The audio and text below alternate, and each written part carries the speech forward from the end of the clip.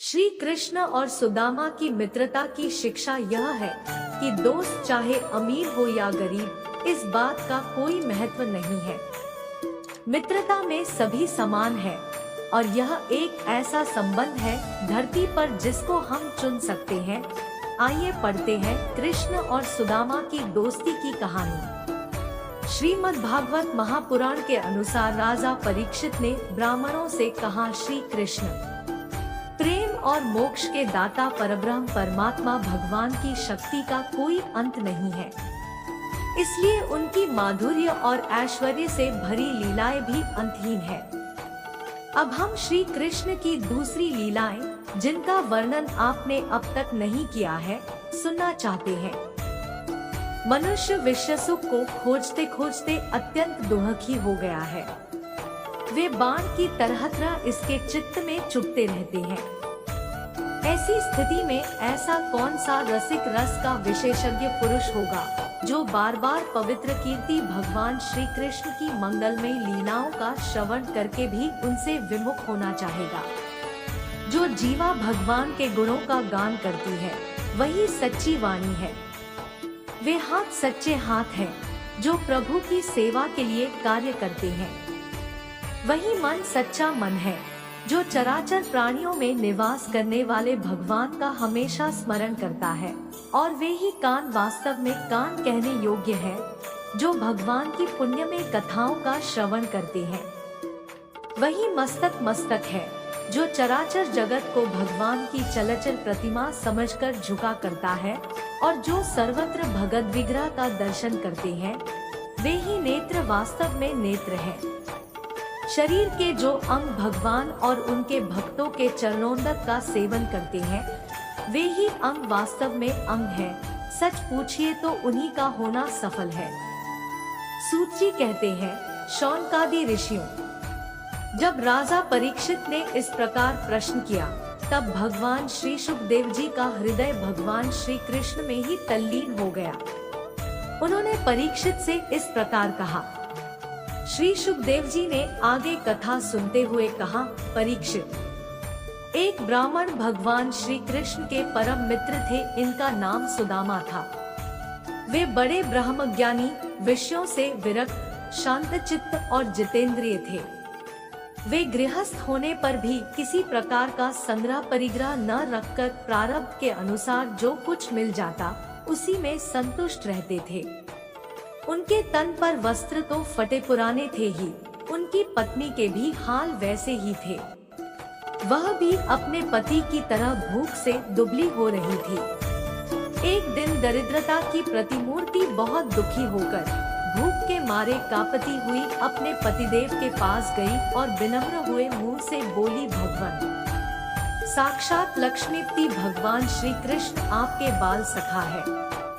वे भक्तवान कल्पतरु, शरणागत वत्सल और ब्राह्मणों के परम भक्त हैं। श्री कृष्ण और सुदामा की मित्रता की शिक्षा यह है कि दोस्त चाहे अमीर हो या गरीब, इस बात का कोई महत्व नहीं है।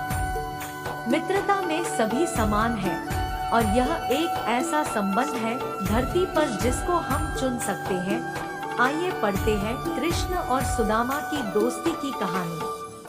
श्रीमद् भागवत महापुराण के अनुसार राजा परीक्षित ने ब्राह्मणों से कहा, श्री कृष्ण प्रेम और मोक्ष के दाता परब्रह्म परमात्मा भगवान की शक्ति का कोई अंत नहीं है, इसलिए उनकी माधुर्य और ऐश्वर्य से भरी लीलाएं भी अंतहीन है। अब हम श्री कृष्ण की दूसरी लीलाएं, जिनका वर्णन आपने अब तक नहीं किया है, सुनना चाहते हैं। मनुष्य विश्व सुख को खोजते खोजते अत्यंत दुखी हो गया है। वे बाण की तरह इसके चित्त में चुभते रहते हैं। ऐसी स्थिति में ऐसा कौन सा रसिक रस का विशेषज्ञ पुरुष होगा जो बार बार पवित्र कीर्ति भगवान श्री कृष्ण की मंगलमय लीलाओं का श्रवण करके भी उनसे विमुख होना चाहेगा। जो जीवा भगवान के गुणों का गान करती है, वही सच्ची वाणी है। वे हाथ सच्चे हाथ हैं जो प्रभु की सेवा के लिए कार्य करते हैं। वही मन सच्चा मन है जो चराचर प्राणियों में निवास करने वाले भगवान का हमेशा स्मरण करता है, और वे ही कान वास्तव में कान कहने योग्य है, जो भगवान की पुण्यमय कथाओं का श्रवण करते हैं। वही मस्तक मस्तक है, जो चराचर जगत को भगवान की चलचल प्रतिमा समझकर झुका करता है, और जो सर्वत्र भगत विग्रह का दर्शन करते हैं, वे ही नेत्र वास्तव में नेत्र है। शरीर के जो अंग भगवान और उनके भक्तों के चरणोन्नत का सेवन करते हैं, वे ही अंग वास्तव में अंग है। सच पूछिए तो उन्हीं का होना सफल है। सूत जी कहते हैं, शौनकादि ऋषियों, जब राजा परीक्षित ने इस प्रकार प्रश्न किया, तब भगवान श्री सुखदेव जी का हृदय भगवान श्री कृष्ण में ही तल्लीन हो गया। उन्होंने परीक्षित से इस प्रकार कहा। श्री सुखदेव जी ने आगे कथा सुनते हुए कहा, परीक्षित, एक ब्राह्मण भगवान श्री कृष्ण के परम मित्र थे। इनका नाम सुदामा था। वे बड़े ब्रह्मज्ञानी, विषयों से विरक्त, शांत चित्त और जितेंद्रिय थे।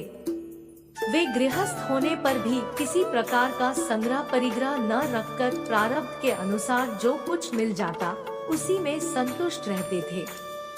उनके तन पर वस्त्र तो फटे पुराने थे ही, उनकी पत्नी के भी हाल वैसे ही थे। वह भी अपने पति की तरह भूख से दुबली हो रही थी।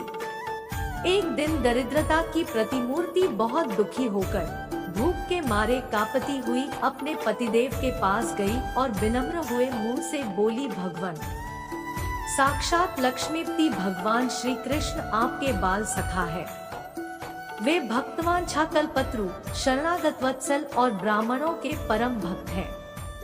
परम भाग्यवान आर्यपुत्र, वे साधु संतों के, सत्पुरुषों के एकमात्र आश्रय हैं। आप अपने सखा के पास जाइए और सारा हाल सुनाइए। जब वे यह जानेंगे कि आपका परिवार है और अन्न के बिना पालन पोषण मुश्किल से हो रहा है और आप इस कारण दुखी हैं, तो वे आपको बहुत सारा धन देकर आपकी सहायता करेंगे। आजकल वे भोज, वृष्णि और अंधकवंशी यादवों के स्वामी के रूप द्वारिकाधीश बनकर द्वारका में ही निवास कर रहे हैं और इतने उदार हैं कि जो उनके चरण कमलों का स्मरण करता है, उन प्रेमी भक्तों को वे अपने आप तक का दान कर डालते हैं। श्री कृष्ण और सुदामा की मित्रता की शिक्षा यह है कि दोस्त चाहे अमीर हो या गरीब, इस बात का कोई महत्व नहीं है। मित्रता में सभी समान है और यह एक ऐसा संबंध है धरती पर जिसको हम चुन सकते हैं।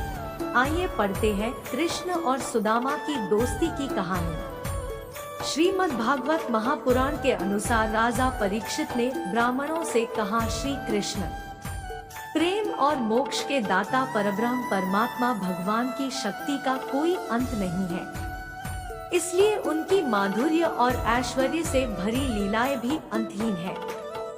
अब हम श्री कृष्ण की दूसरी लीलाएं, जिनका वर्णन आपने अब तक नहीं किया है, सुनना चाहते हैं। मनुष्य विषय सुख को खोजते खोजते अत्यंत दुखी हो गया है। वे बाण की तरह इसके चित्त में चुभते रहते हैं। ऐसी स्थिति में ऐसा कौन सा रसिक रस का विशेषज्ञ पुरुष होगा जो बार बार पवित्र कीर्ति भगवान श्री कृष्ण की मंगलमय लीलाओं का श्रवण करके भी उनसे विमुख होना चाहेगा। जो जीवा भगवान के गुणों का गान करती है, वही सच्ची वाणी है। वे हाथ सच्चे हाथ हैं जो प्रभु की सेवा के लिए कार्य करते हैं। वही मन सच्चा मन है जो चराचर प्राणियों में निवास करने वाले भगवान का हमेशा स्मरण करता है, और वे ही कान वास्तव में कान कहने योग्य है जो भगवान की पुण्यमय कथाओं का श्रवण करते हैं। वही मस्तक मस्तक है जो चराचर जगत को भगवान की चलचल प्रतिमा समझकर झुका करता है, और जो सर्वत्र भगत विग्रह का दर्शन करते हैं, वे ही नेत्र वास्तव में नेत्र है। शरीर के जो अंग भगवान और उनके भक्तों के चरणोन्नत का सेवन करते हैं, वे ही अंग वास्तव में अंग है। सच पूछिए तो उन्हीं का होना सफल है। सूत जी कहते हैं, शौनकादि ऋषियों, जब राजा परीक्षित ने इस प्रकार प्रश्न किया, तब भगवान श्री सुखदेव जी का हृदय भगवान श्री कृष्ण में ही तल्लीन हो गया। उन्होंने परीक्षित से इस प्रकार कहा। श्री सुखदेव जी ने आगे कथा सुनते हुए कहा, परीक्षित, एक ब्राह्मण भगवान श्री कृष्ण के परम मित्र थे। इनका नाम सुदामा था। वे बड़े ब्रह्मज्ञानी, विषयों से विरक्त, शांतचित्त और जितेंद्रिय थे। वे गृहस्थ होने पर भी किसी प्रकार का संग्रह परिग्रह न रखकर प्रारब्ध के अनुसार जो कुछ मिल जाता उसी में संतुष्ट रहते थे। उनके तन पर वस्त्र तो फटे पुराने थे ही, उनकी पत्नी के भी हाल वैसे ही थे। वह भी अपने पति की तरह भूख से दुबली हो रही थी। एक दिन दरिद्रता की प्रतिमूर्ति बहुत दुखी होकर भूख के मारे कांपती हुई अपने पतिदेव के पास गई और विनम्र हुए मुंह से बोली, भगवान, साक्षात लक्ष्मीपति भगवान श्री कृष्ण आपके बाल सखा है। वे भक्तवान छाकलपत्रु, शरणागत वत्सल और ब्राह्मणों के परम भक्त हैं। परम भाग्यवान आर्यपुत्र, वे साधु संतों के, सत्पुरुषों के एकमात्र आश्रय हैं। आप अपने सखा के पास जाइए और सारा हाल सुनाइए। जब वे यह जानेंगे कि आपका परिवार है और अन्न के बिना पालन पोषण मुश्किल से हो रहा है और आप इस कारण दुखी हैं, तो वे आपको बहुत सारा धन देकर आपकी सहायता करेंगे। आजकल वे भोज, वृष्णि और अंधकवंशी यादवों के स्वामी के रूप द्वारिकाधीश बनकर द्वारका में ही निवास कर रहे हैं और इतने उदार हैं कि जो उनके चरण कमलों का स्मरण करता है, उन प्रेमी भक्तों को वे अपने आप तक का दान कर डालते हैं। ऐसी स्थिति में भगवान श्री कृष्ण अपने भक्तों को यदि धन और विषय सुख, जो अत्यंत वांछनीय नहीं है, दे तो इसमें आश्चर्य की बात नहीं है। इस प्रकार जब उन सुदामा की पत्नी ने अपने पति से कई बार बड़ी नम्रता से प्रार्थना की, तब उन्होंने मन में विचार किया कि धन दौलत की तो कोई बात नहीं, परंतु उनके आराध्य भगवान श्री कृष्ण का दर्शनों का बहुत बड़ा लाभ मिल जाएगा। यही विचार करके उन्होंने द्वारिका जाने का निश्चय किया और अपनी पत्नी से बोले, प्रिय, खाली हाथ मित्र से भेंट करने कैसे जाऊं? घर में कुछ भेंट देने के लिए कोई वस्तु है क्या? अगर हो तो दे दो। तब सुदामा की पत्नी ने पड़ोस के ब्राह्मणों के घर से 4 मुट्ठी चावल मांगकर एक कपड़े की पोटली बांध दिया और भगवान को भेंट देने के लिए सुदामा जी को दे दिए। इसके बाद वे सुदामा जी उन चावलों की पोटली को लेकर द्वारका के लिए पैदल चल पड़े। प्रभु का भजन कीर्तन करते वे मार्ग में यह सोचते जाते थे कि मुझे भगवान श्री कृष्ण के दर्शन कैसे प्राप्त होंगे। पैदल चलते चलते सुदामा के पैरों में छाले पड़ गए थे। श्री कृष्ण अंतर ध्यान होकर सब हाल जान रहे थे। अपने मित्र और परम भक्त को देख प्रभु ने सुदामा की सहायता के लिए एक बैलगाड़ी लेकर और अपना एक व्यापारी भेष बनाकर आए। उन्होंने सुदामा जी को आग्रह किया कि वो उनके साथ बैलगाड़ी में बैठ जाए कि वह भी किसी काम से द्वारिका की ओर जा रहे हैं। सुदामा जी उसमें बैठ गए और भगवान श्री कृष्ण ने उनको द्वारिका के दरवाजे तक पहुंचा दिया और खुद विदा लेकर चले गए। द्वारका में पहुंचने पर वे सुदामा दूसरे ब्राह्मणों के साथ सैनिकों की 3 छावनियां और 3 ड्योढ़ियां पार करके भगवत धर्म का पालन करने वाले अंधक और वृष्णिवंशी यादवों के महलों में, जहां पहुंचना अत्यंत कठिन है, वहां जा पहुंचे। उनके बीच भगवान श्री कृष्ण की 16,000 रानियों के महल थे। उनमें से एक महल के प्रहरी से सुदामा जी ने प्रवेश करने का आग्रह किया। वह महल खूब सजा सजाया, अत्यंत शोभायुक्त था। सुदामा जी ने सोचा यही भगवान कृष्ण का महल होगा। उस नगरी में प्रवेश के समय उन्हें ऐसा मालूम हुआ मानो वे ब्रह्मानंद के समुद्र में डूबोतरा रहे हों। प्रहरी को अपने राजा को संदेश पहुंचाने के लिए आग्रह किया कि उनके द्वार पर सुदामा आए हैं और यह भी बताया कि श्री कृष्ण उनके बाल सखा है। प्रहरी यह सुनकर असहज हो गया और ब्राह्मण देवता को दान दक्षिणा लेकर लौट जाने के लिए कह दिया। द्वारिका की रक्षा करने का भार सेनापति अक्रूर जी को दिया था। जब सैनिक ने सेनापति को सारा वृतांत सुनाया तो अक्रूर जी खुद आकर ब्राह्मण से मिले और प्रहरी को आदेश दिया कि द्वारिकाधीश को खबर पहुंचा दी जाए। उस समय भगवान श्री कृष्ण अपनी प्राणप्रिया रुक्मिणी जी के महल में विराजे हुए थे। ब्राह्मण देवता का नाम सुनकर वे सहसा उठ खड़े हुए और उनसे मिलने महल से बाहर की तरफ दौड़े। उनके पास आकर बड़े आनंद से उन्हें अपने भुजपाश में बांध लिया। भगवान अपने प्यारे सखा सुदामा के अंगस्पर्श से अत्यंत आनंदित हुए। उनके कमल के समान कोमल नेत्रों से प्रेम के आंसू बरसने लगे। भगवान श्री कृष्ण उन्हें रथ में महल के अंदर ले गए और उनका भव्य स्वागत किया गया। श्री कृष्ण ने उन्हें ले जाकर अपने पलंग पर बैठा दिया और पूजन की सामग्री लाकर तीनों रानियों ने उनकी आरती की। भगवान श्री कृष्ण सभी को पवित्र करने वाले हैं, फिर भी उन्होंने अपने हाथों ब्राह्मण देवता के पाँव पखारकर उनका चरणोदक अपने सिर पर धारण किया और उनके शरीर में चंदन, अर्गजा, केसर आदि दिव्य गंधों का लेपन किया। फिर उन्होंने बड़े आनंद से सुगंधित धूप और दीपावली से अपने मित्र की आरती उतारी। इस प्रकार पूजा करके पान एवं गाय देकर मधुर वचनों से भले पधारे ऐसा कहकर उनका स्वागत किया। सुदामा फटे पुराने वस्त्र पहने हुए थे। शरीर अत्यंत मलिन और दुर्बल था। देह की सारी नसें दिखाई पड़ती थी। स्वयं भगवती रुक्मिणी जी चवर डुलाकर उनकी सेवा करने लगी। अंतपुर की स्त्रियां यह देखकर अत्यंत विस्मित हो गई कि पवित्र कीर्ति भगवान श्री कृष्ण अतिशय प्रेम से इस मैले कुचैले अवधूत ब्राह्मण की पूजा कर रहे हैं। वे आपस में कहने लगी, इस नंगनिंग, निर्धन, निंदनीय और निकृष्ट भिखमंगे ने ऐसा कौन सा पुण्य किया है जिससे त्रिलोकी गुरु श्रीनिवास श्री कृष्ण स्वयं इसका आदर सत्कार कर रहे हैं।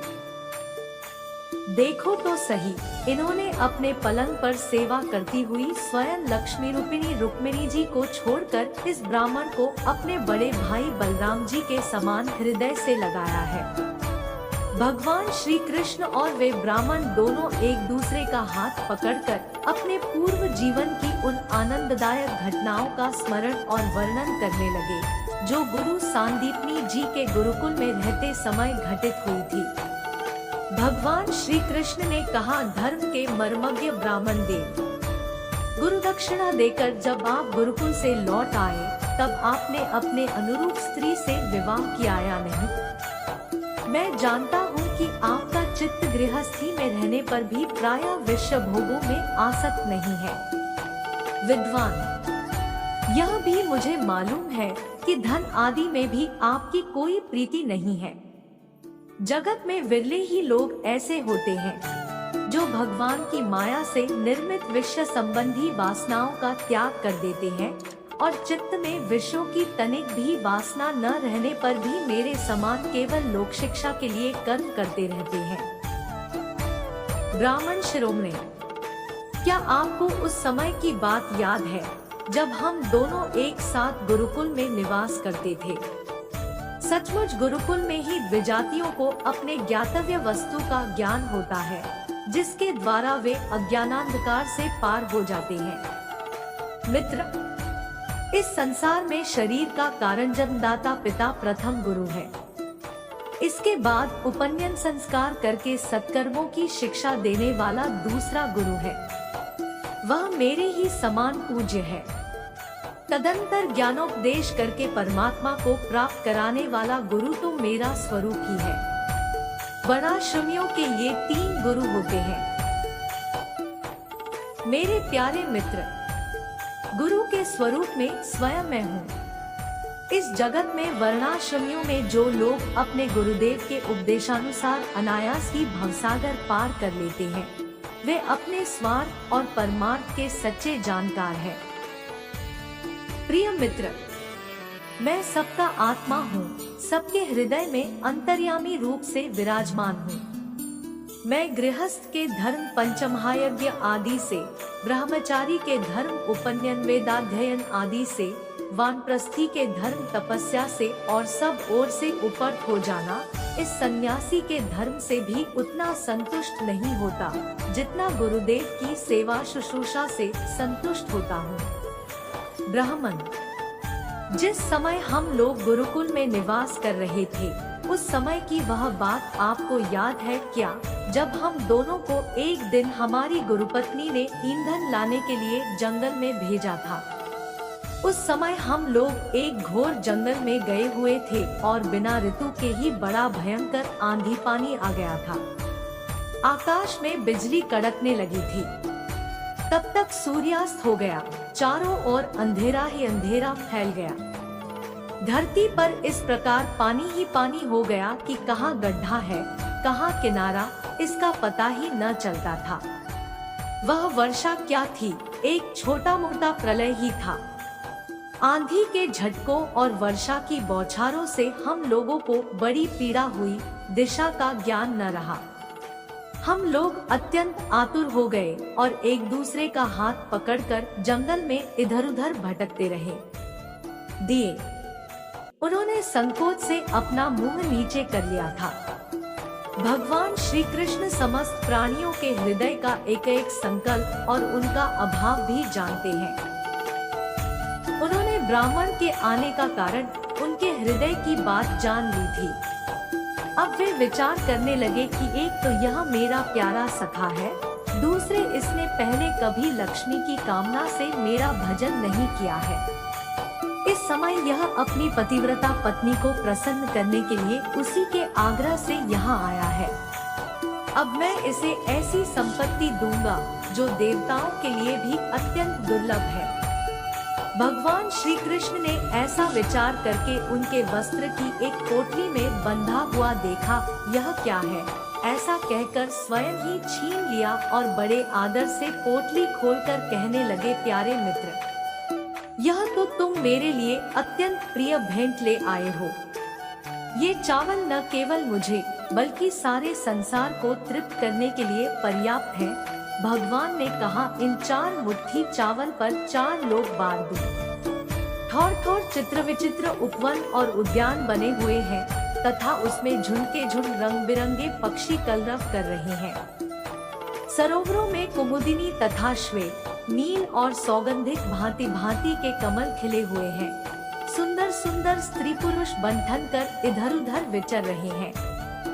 उस स्थान को देखकर ब्रह्मादेव सोचने लगे, मैं यह क्या देख रहा हूँ, यह किसका स्थान है? यदि यह वही स्थान है जहाँ मैं रहता था तो यह ऐसा कैसे हो गया? इस प्रकार वे सोच ही रहे थे कि देवताओं के समान सुंदर सुंदर स्त्री पुरुष गाजे बाजे के साथ मंगल गीत गाते हुए उस महाभाग्यवान ब्राह्मण की अगवानी करने के लिए आए। पतिदेव का शुभागमन सुनकर ब्राह्मणी को अपार आनंद हुआ और वह हड़बड़ा कर जल्दी जल्दी घर से निकल आई। वह ऐसी मालूम होती थी मानो मूर्तिमती लक्ष्मी जी ही कमलवन से पधारी हो। मन कहने लगे, मैं जन्म से ही भाग्यहीन और दरिद्र हूँ, फिर मेरी इस संपत्ति समृद्धि का कारण क्या है? अवश्य ही परमेश्वर्यशाली यदुवंश शिरोमणि भगवान श्री कृष्ण के कृपाकटाक्ष के अतिरिक्त और कोई कारण नहीं हो सकता। यह सब कुछ उनकी करुणा की ही देन है। स्वयं भगवान श्री कृष्ण पूर्ण काम और लक्ष्मीप्ति होने के कारण अत्यंत भोगविलास सामग्रियों से युक्त है। इसलिए वे याचक भक्त को उसके मन का भाव जानकर बहुत कुछ दे देते हैं, परंतु उसे समझते हैं बहुत थोड़ा, इसलिए सामने कुछ कहते नहीं है। फिर भी वे अपने सेवकों के अधीन हो जाते हैं, उनसे पराजित हो जाते हैं। अब वे उन्हीं के ध्यान में तन्मय हो गए। ध्यान के आवेग से उनकी अविद्या की गांठ कट गई और उन्होंने थोड़े ही समय में भगवान का धाम, जो कि संतों का एकमात्र आश्रय है, प्राप्त किया। ब्राह्मणों को अपना इष्टदेव मानने वाले भगवान श्री कृष्ण की इस ब्राह्मण भक्ति को जो सुनता है, उसे भगवान के चरणों में प्रेम भाव प्राप्त हो जाता है और वह कर्म बंधन से मुक्त हो जाता है।